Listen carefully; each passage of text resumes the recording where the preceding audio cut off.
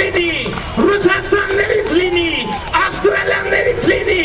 գտնելու են, բերելու են իրենց և իրենց գողացած ամեն լուղա, ամեն կոպեկ, ամեն դոլար։ Նիկոլ Փաշինյանն իրեն դիրքավորում է որպես կոռուպցիայի դեմ պայքարի առաջամարտիկ։ Նա այնքան ընկավ ստի գիրկը, որ հայտարարեց, թե բա Հայաստանում կոռուպցիա չկա։ Ես ուզում եմ ձեզ ասել պաշտոնապես, որ այսօր Հայաստանի Հանրապետությունում կոռուպցիա չկա։ Իրականությունը սակայն ճիշտ հակառակն է։ Հայաստանում կոռուպցիա նախկինում էլ կար, հիմա էլ կա։ Առաջվա համեմատ հիմիկվա տարբերությունն այն է, որ կոռուպցիան դարձել է լկտի, զանգվածային ու բացահայտ։ Հեղափոխական գորգորոցների տակ տեղի են ունենում ապօրինի գործարքներ, պետական ռեկետ։ Ոչ մի մուկ և ոչ մի ձուկ չի պլստալու, չի պլստալու։ Վերադասնելու են կոպեկ առ կոպեկ։ Որքան շատ է Նիկոլը խոսում կոպեկ առ կոպեկ կամ քյաբաբ առ քյաբաբ թալանածը հետ բերելու մասին, այնքան ավելի բացահայտ են դառնում, թե ինչպես է ինքը միլիոն առ միլիոն գրպանում։ Գրպանելու երկու ձևով է աչքի ընկնում այս իշխանությունը՝ երևացող ու չերևացող։ Երևացողը սեփական թիմակիցներին կողքը պահելու համար բյուջեի հաշվին պարգևավճարներ բաժանելն է։ Պարգևավճարները աշխատավարձի մաս է։ Չերևացողը ստվերային գործարքներն են։ Կար ժամանակ, երբ ընդդիմադիր Նիկոլը պայքարում էր իր իսկ բնութագրմամբ լֆիկական Օսվենցիմի դեմ։ Մեր Հիսուսից հետո մեր Սամվել Ալեքսանյանն է։ Մենք իրա մեջքին ենք կանգնած։ Դոշս այսպես դեմ եմ տալու իրա համար։ Լֆիկական ռեժիմի ներքո հայտնված Մալացիա Սեբաստիա համայնքը նախընտրական քարոզարշավի այս օրերին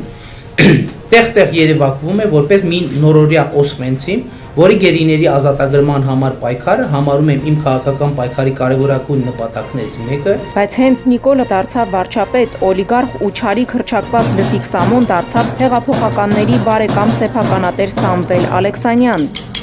Շատ պաշտոնապես հայտարարում եմ, որ Հայաստանի Հանրապետությունում օլիգարխա և օլիգարխներ գոյություն չունեն։ Ես օլիգարխ չեմ, всё։ Հարկ է ընդգծել, որ Սամվել Ալեքսանյանն այս պատմության մեջ իրեն միշտ է անկեղծ պահել, այն գլխից հայտարարելով, որ Նիկոլն իրենց աղբերն է, ուղղակի ձև է անում, թե իբր ընդդիմադիր է։ Նիկոլ Փաշինյանը ուզում է օդից կախված, որ ցույց տա ինքը մեր հետ չի, բայց մեր հետ է։ Դու իզուր յանչ չռի։ Նիկոլ Փաշինյանը մեր աղբերն է։ Դատելով ամենից նիկոլական կոռուպցիան 3 դրամարկղ ունի՝ կնոջ հիմնադրամները, կուսակցական մեշոկը եւ անձամբ իրենը։ Օրինակ Աննա Հակոբյանն ասում է, որ եթե բյուջեից թալանած փողեր են, ապա ավելի լավ է իրենց տան, քանզի իրենք ավելի լավ կօգտագործեն այդ փողերը։ Եթե պետ բյուջեից գողացված միջոցներ են, ավելի լավ եթե փոխանցում են եւ ծառայեցնում ենք պետությանը եւ պետության քաղաքացիներին, իհարկե։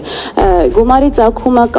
անձնապես ինձ համար կապ չունի։ Կուսակցական գործերի համար ձևական դրամահավաքներ են կազմակերպում, որպիսի քողածածկվեն այն ծախսերը, որոնք իրականում բազմապատիկ շատ են հրապարակավ հավաքածից։ Ինչ վերաբերում է Նիկոլի անհատական դրամարկղին, ապա այն թերևս ամենաստվերայինն է ու ամենամեծը։ Հենց որ Նիկոլի մոտ ստվերային գործարքը չի ստացվում, նա ուժային կառույցներին է մտցնում խաղի մեջ ու սկսում քրեական հետապնդում իրականացնել։ Նպատակը սեփականության վերաբաշխումն է, որը թաքցվում է հեղափոխական հռետորաբանության ու պոպուլիստական հողերը հավաքելու ենք ժողովրդին բաժանենք կեղծ կարգախոսի տակ, պարզապես կոռուպցիոն ճամպրուկներին փոխարինել են հեղափոխական ուսապարկերը։ Որքան շատ է խոսում Նիկոլը Թալանի ու կոռուպցիայի դեմ պայքարից, այնքան ավելի շատ է մխրճվում Թալանի ու կոռուպցիայի մեջ։ Աղքատությունը մեր գլուխներում է, եւ ես ասում եմ որպես մի մարդ, որ իմ գլխում հաղթահարել է։